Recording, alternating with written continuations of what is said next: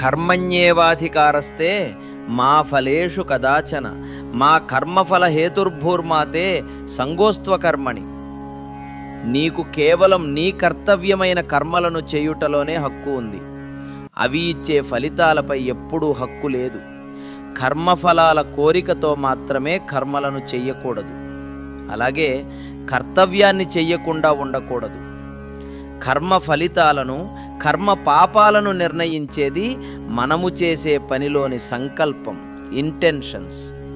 మన ఇంటెన్షన్స్ని మనం కంట్రోల్ చేయగలమా? దానికి భగవద్గీత ఒక మార్గాన్ని చూపింది. సంకల్పశుద్ధి. అభ్యాసేన తు కౌంతేయ వైరాగ్యేన చ గృహ్యతే.